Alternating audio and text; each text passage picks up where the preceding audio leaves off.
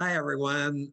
I'm Frank Hanson with Iowa Realty, and today I'm with Shayne Ratcliff, who is the general manager of the Mid-America Energy Company, RecPlex in West Des Moines, Iowa. Welcome, Yes, sir. Shayne. Thanks for having me. Yeah, it's great to have you here. There's a lot going on out there at the RecPlex, and if you haven't been by there lately, people need to go out and just see what's going on. But Shayne's going to tell us all about it. So, Shayne, would you like to fill us in on what's going on? Sure, absolutely. Why don't I pull up my screen here? I can kind of give you a little overview of Okay. what's taking place. So the RecPlex as a whole is about a 300,000 square foot youth sports event and recreation facility. So we are designed for everything from youth sports all the way up to community events, conventions, concerts, business meetings, gatherings, whatnot. As you can see from the overview here, we have about 66 acres of land out there on Grand Avenue, just west of 35. We've got 3 outdoor artificial turf fields. As you can see from there, we will have wireless internet throughout the whole facility and the outdoor fields, as well as parking for around 1,000 vehicles and bike paths and pedestrian areas. Right now, that'll just be the standard, but eventually they'll tie onto the regional trail system in the coming years as everything progresses out to the west. That will be great. Absolutely. Once you get inside, you can kind of see the full spread of what the facility is going to be offering. And as we go from the left to the right of this facility, you can see we have 2 ice arenas, a smaller arena that'll have seating for about 400 people, and it'll have ice year round in it. The main arena has seating for 1,400 people, and that'll have ice opportunities probably about 6-7 months of the year, and the other 5-6 months will be dry floor events, concerts, conventions, things like that. As well as moving over to the right, you've got the Hy-Vee Fieldhouse, which is the full area that's encompassed here. We have the Green State Credit Union indoor turf field. We have the hardwood courts, 3 hardwood courts on the north end of the property, which is the bottom of the picture here. We have another 4th multi-purpose court, as well as 3 pickleball courts and some batting cages. So I'll break into every location a little more as we progress here. So when we talk about the Hy-Vee Fieldhouse, like I said, it's about 150,000 square feet of recreational space just in the field house. It's got 4 basketball courts that'll also be lined for 8 volleyball courts. We've got the 3 dedicated pickleball courts, 4 batting cages that can be raised and lowered. So when they're in the up position, there's actually a 5,000 square foot area of just a turf warm-up area. It can be birthday parties, it can be warm-ups, it can be taekwondo class, whatever you need it for. And then when we get into the turf area, it's a full-size soccer field. So literally 330 feet long by 210 feet wide is the field itself. And then on the far end of this picture is kind of where you can see we've got our 4th basketball court down in the corner, as well as the 3 pickleball courts and the batting cage area. But this has an unobstructed ceiling of about 56 feet. So you can play indoor baseball, indoor football, soccer, you name it. It's designed for that. But we also will have some divider curtains where we can break this down into thirds, so you can rent it out a little more reasonably for smaller groups. That's a terrific space. Jeez. Yeah, it's massive size. And as I talk a little bit about the main arena, we have 1,500 fixed seating. So these are nice chairbacks with cup holders, just like you'd see downtown at the event center for 1,500 people for any on ice activities. But when we don't have ice in there, we take it out. We can have up to 2,400 people for concerts and big conventions and whatnot. That's about a 20,000 square foot space inside there once we take the ice out. And that ice will probably be out around the 1st of April till around August or September every year. We're still kind of learning how that'll be with the ice demands, but it's designed for those other uses. We have extra rigging, as well as all the electrical demands for a high-end concert or event or convention. Are you booking concerts now? We're working on it. Yeah, I mean, with the COVID stuff, there's not a whole lot of those huge, large scale events, but we do have some dry floor events that we're working on. Nice. Another big part of this that some of these community buildings miss is meeting room space, right? I mean, we already have people coming out here, so we're fortunate that we've got essentially 3 different areas, 5 different rooms that of all different levels. So our come and go community rooms is right in the front of the building. It's 3 rooms that can be opened up into one giant room, 3,300 square feet. and we've got seating for about 350 people in there. This is just a picture of a similar one, not really a rendering, but it has dividable walls. Imagine just a hotel ballroom, carpeted floors, audio, video, whatnot. Our overlook room, which is about 2,400 square feet, we figure that's going to be utilized for a lot of parents' night out and daycare camps, and maybe some ballroom dancing, taekwondo, arts and crafts programming. So that's down on the south end of the building. And then our activities room, which is the smallest, the one that we have, that's gonna be a lot of birthday parties, pizza parties, game film review, maybe stretching, pregame, whatnot. So to have all these spaces and be able to rent them out reasonably is going to be, set this facility really apart. Another unique feature is our esports center. So for those that you don't know, esports is basically competitive computer gaming. So we've got a 3,500 square foot center. We're going to have 30 high-powered gaming PCs, and then 6 consoles, so like 6 PlayStations, whatever. And then also we've added 2 virtual reality centers. So you'll be able to put on the virtual reality goggles, and you can do team building, you can do birthday parties, you can do corporate events. We've seen a lot of them actually do this, where you bring them in and you do scavenger hunts with the virtual reality setup. And on one of the other side of this, remember, we're under the Park and Rec department here, so we can also rent this facility out, or this area, for just a learn to Photoshop or a learn to, programming, whatever. So we can utilize that just for regular recreational programs, in addition to the high-end gaming. So that's a very unique one. Esports is the fastest growing sport in the nation right now, because again, you don't have to be 6'3", 285 pounds to be an athlete. You can be whatever and still be a competitive esports gamer. Another feature that we've got on the northeast corner of the property is a DMU physical therapy. They're going to be opening a 5,000 square foot center right in there. It's right off of our commons area. And for those of you in the area, they're building their whole campus is moving right down the block from our building, just further west on Grand. So they will be able to provide treatment and planning for rehabilitation services. It'll be open for the public to come in and service here. And then we're also working with them to provide athletic training services for tournaments and special events that we have out here. So they'll be a tenant of ours. That site, or that the shell is complete, and they're working on the build out of that. They have staff they've hired just for this specifically, and we're also working with them potentially for some programming options, whether it be through the rec department and just things about healthy bodies, taking care of yourself, things like that. And for those that don't know what DMU is, can you explain that? So DMU is Des Moines University. So it's a medical college, I believe. And so they do, they have a campus that's in downtown Des Moines right now. And like I said, they're moving their whole campus.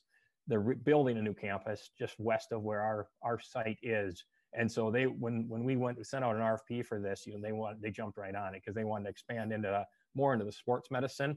And so this gave them that opportunity to, obviously, as this is going to be one of the biggest, recreational centers in the region, if not the state, it's just a great opportunity for them to get in front of all these people. That's terrific.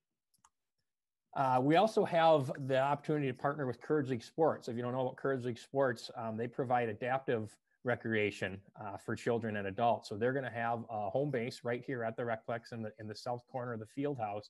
So Melissa and her crew will be putting on programming. It's about a 2,400 square foot space, and she's already done some programming with us in the past with the Park and Rec department, but this way she'll at least have a home base where she can keep her stuff. And when we talked about the design of that facility, that fourth court down in the far end is actually a poured in place rubberized surface as opposed to hardwood. So that way, if she expands any of her programming with wheelchairs, they can go right out onto that space and not have any damage to that floor. So we were kind of planning ahead, so that way we can give more space and more access to her and her programs. So who will use the RecPlex, right? I mean, everyone's like, well, what are you building here? Well, who's going to use it? We've been talking with everyone, right? So from an ice standpoint, there's a lot of them, right? We've got obviously the Youth Hockey Associations, the Figure Skating Club, but also curling, the adult leagues. We're looking at the broom ball. We've talked to some groups at Drake University that have been interested in getting a men's program going. We've been in talks with the Iowa Wild, the Iowa State games, as well as some hockey camps from around the area. And then same with the turf. When you get there, every soccer club, we've been working with them, both West Des Moines and Sporting Iowa and Vision, the lacrosse clubs, the baseball, the softball. Drake is looking at coming out to do some practices, as well as the Pro Iowa, the Menace group. They're trying to get their new stadium downtown, but we would be a great opportunity as a practice facility for them, or an off-season training center for some of their groups to come out here, depending on what they end up getting downtown. So just a lot of groups that we've been talking with, and my phone keeps ringing, right? I haven't made a cold call yet. They're just literally, the more people find out about this facility, the more they keep calling. And when we expand even more from just the youth groups, All Iowa Attack is a premier basketball program right out of Ames, and they've got their own facility up there. They're actually going to come down and bring 26 weekend tournaments for regional and statewide events to our facility. So that's going to be great for the area, great for the hotels, great for the restaurants, as well as some of these other groups. The Des Moines area has a huge pickleball club, and that was when we were able to adjust the design a little bit to add those 3 pickleball courts. They've jumped all over it. And we've also been working with some of the other groups, Granville University, Hy-Vee. We're working with them on some possible sports nutrition classes and some cooking classes, the fencing club, basketball league. So we've just had a lot of groups reach out from youth groups. But in addition to just youth groups, there's what can the community get out of this, right? That's kind of that we're building this massive community center. So we're going to have drop-in programs. Obviously, that we've got the big sports, basketball, soccer, hockey, that are easy. Everyone knows that we're going to have drop-in. We're also going to have open walking time. I know a lot of people go up to the mall, but our field house, 5 laps around, you've got a mile. So we envision during the weekdays, during the winter months, you can come in and moms can walk around the outside, and your toddler can just go kick the ball around, right? You got an open field house space where they can just kick the ball, run around. We've got a small climbing wall that we're going to put in the back corner, as well as some of the other standards. We have a brand new Learn to Skate program we're going to be starting, thanks to Viridian Credit Union, that we have 600 brand new pairs of rental skates that are going to be coming. So we know that ice is kind of unique in Iowa, and it's important to really embrace that and help it grow. And so this new Learn to Skate program is going to be year round. It's going to have consistent hours. It's going to be a real good way to grow the skating community, which inevitably helps the facility long term. Like I talked a little bit more, Parents Night Out, Summer Kids Academy, non-school day clinics, as well as our esports center and adult league. So just a lot of community events that'll be going on here. One of the donations and scholarships that we were provided was the Green State Credit Union Family Fun Night, and so they provided a scholarship donation. They purchased the naming rights for the indoor field, but they also set aside some money to offer a free fun night. So we figure it'll be maybe once a month on Friday night, where it's just open to the community. It's free. You can come in, whether it's 6 to 10, whatever it is. We're still working on those details, but again, we're trying to get these groups where we want people in here, non-traditional youth sports people, right? We want everyone to be coming into this facility and know about it. I guess one of the big questions everyone comes up with is, how does COVID affected this? And yeah, COVID has affected it a little bit, but not too much, right? They say, well, what are you going to do when you open? Well, I have 5 different COVID plans sitting on my desk, all written in pencil, ready to go for when we open, right? We don't know what the world's going to look like when we do open. And so, we'll be ready to go when, based on local guidelines, state guidelines. We'll work with our EMS club, our EMS group here at the city, but other groups are making it work, right? Wells Fargo Arena is going on, the Event Center is taking place, and we're lucky that just up north here in Minnesota, there's 180 indoor ice arenas that have made it work for the past 6 months. So based on those discussions, what those groups are doing, we'll put together a program where we can open safely. We have many reasons to open, and we want to get things moving forward, right? Everyone does. And by the time we open up here in May, things will be a little better off, but they won't be perfect. So like I said, we'll figure it out when the time comes and how we're going to open it. Here's some pictures. You can just kind of see construction to move along. These are from December. But the building's essentially enclosed for the most part. We got the north side of the field house that we're working on closing up right now, but the interior slabs are getting poured, as well as the masonry walls. And we hope to have most of the general construction done right around the 1st of March. And then that way the sports specific items can get put in through March and April, and we're ready for a May opening as far as the indoor space. The outdoor fields, you can kind of see from this picture, The outdoor fields are complete. They're ready to go. We have groups looking to rent those starting in March. So we're going to have some temporary sidewalks. They didn't get all the sidewalks poured before winter came. So we'll have some temporary sidewalks put in to get the groups out there in March. And then once it gets nicer, they'll get that all finalized and finished up, and then open up the indoor space on the 1st of May. So as you can see, I mean, it's very, when you compare the two of them, they turned out pretty close to what the rendering was 3 years ago for the space. And so but overall, yeah, I mean, here's just a little rendering of what the complex is going to look like. And this might be a year, this might be 18 months. We don't know how long until we're at full capacity, but we do know that this facility is designed to grow and it's flexible. And that's kind of the portion that we're very fortunate with. That, I mean, youth sports, youth practices are resilient, right? They're still going on, and they'll continue to go on, but we're setting this up for those large events, those regional events that can help to bring people into this area and, bring money, bring tax dollars in, but also we have it designed for the general community as a whole. There's the drop-in spaces, there's the esports, there's the community gatherings. We've been working with the chamber real closely. They're excited to get groups out here and get events out here, as well as both the West Des Moines Chamber and the Catch 22 or Catch Des Moines, the Catch Des Moines Chamber as well, Visitors Bureau. So they've all been very excited to get a facility like this on board for the area, because we know how important it's going to be. So that's kind of my summary on it. I know I talk a lot there, and I apologize if I went slow, but we can always pause, right? I'll tell you what, that I'm worn out just thinking about it. Right? Me too. Who had the concept of this whole project? So this kind of started, there was a group of hockey dads that knew that they had been to some other rinks. They had been to the local rinks. And then when their kids got older, they started traveling and they saw, well, jeepers, there's some pretty nice rinks out there. Why don't we have these nice rinks? So they put together the plan to have and it was going to be private at first. So they were going to put together a package like this in a facility. And then they got connected with ISA, the Iowa Soccer Association, to put a field house on it. Makes it a lot more palatable. Even ice rinks don't really make money by any means. They don't. They're very expensive to build, and they don't have a lot of profit margin. But when you add a field house on there, there's less operating costs, obviously bigger footprint, but you get a whole nother usage out of it. And then they brought it to the city and said, hey, we've got this idea. And then they came up with a great funding source. Was that, I mean, a large chunk of this is being paid for by private donations and sponsorships. And so the city was able to utilize some of its hotel motel tax dollars to help pay for the rest of the project. And it was just a win-win, right? It's a tourism facility paid for by tourism to generate more tourism. And then you've got the private. So everyone has skin in the game, and it makes it for a real good opportunity for the area. So they brought it to the city, and the city said, hey, this seems like a really good idea.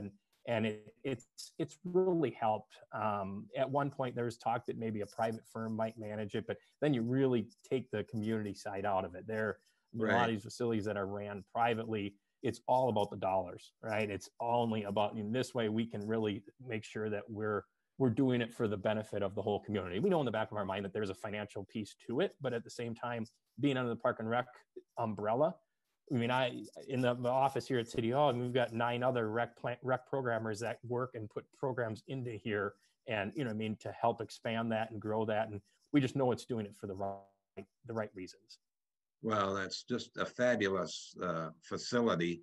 Is there a facility like that anywhere around here? Not when you add in the ice rinks. The TBK Center, that's out on the east side, TBK Sports, I think that's over in Council Bluffs, I think. They have a similar, it just has one indoor field and some outdoor fields, but nothing that has when you add the ice rinks, that's very unique. Obviously, you have the 2 ice rinks and then the 4 basketball courts. That makes it very unique. But then the esports sets it apart. The meeting room space sets it apart. Even the Wi-Fi, right? I mean, we can handle 8,000 simultaneous Wi-Fi users on the system that we're putting in. Wow. Because, a lot of times Wi-Fi is an afterthought. I know it seems kind of low on the importance scale, but it's not, right? You have a tournament. I have 2 boys, 6 and 8. So if my 8-year-old is out on the ice, my 6-year-old is sitting on his iPad, well, we have internet for them, right? I mean, that's how those tournament directors, they remember it. Those families remember that it was always something for little Billy or little Susie or little brother or sister to do when they come to these tournaments. And that's why this facility is designed and designed to thrive, because it's, we haven't forgotten about those things, why we're here. We're not focused on just, well, we're just going to, take your money and here's what you get. We're going to make it the full package. Well, it seems like you could host just about any kind of a tournament there. Yes, yeah, we are working with Grandview University on the 22 and 23 men's national volleyball championships. We know we're on the short list as finalists for that, so that would be a national event that we're working with, as well as the Iowa USA volleyball regionals. They bring in regional tournaments all through here. So, and that's, again, we haven't picked up the phone once to start calling. Just, we've been swamped trying to get all the people that are calling us and find room for them. Our biggest concern right now is not filling before we open, because the indoor field space is at a premium all winter long.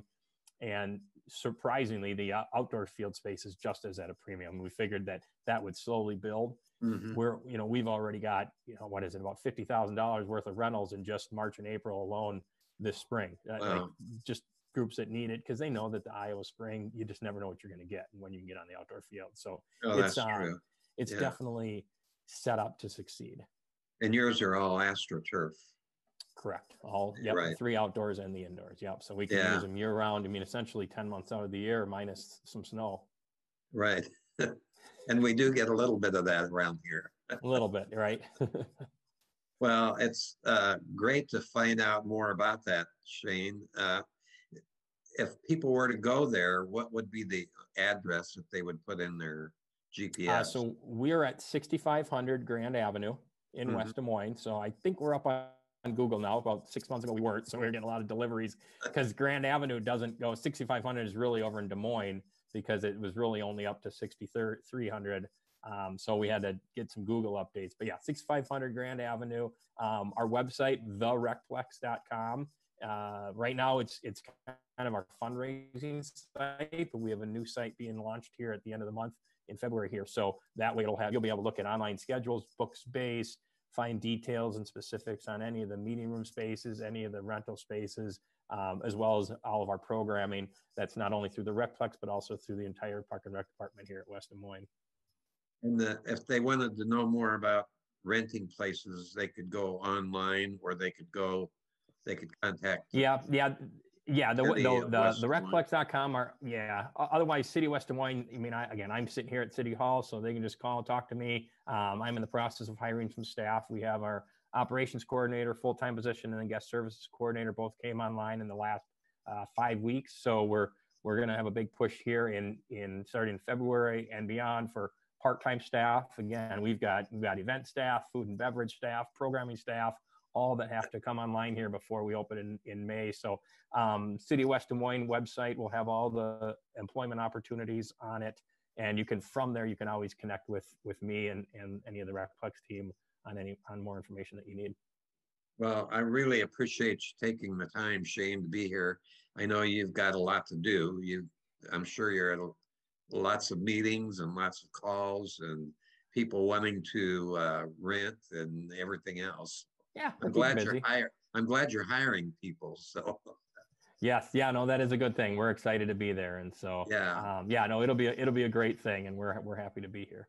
Well, great. I appreciate you being here. Thank you very much, and take care. Perfect. Thank you, Frank. Have a good day. You bet. You too.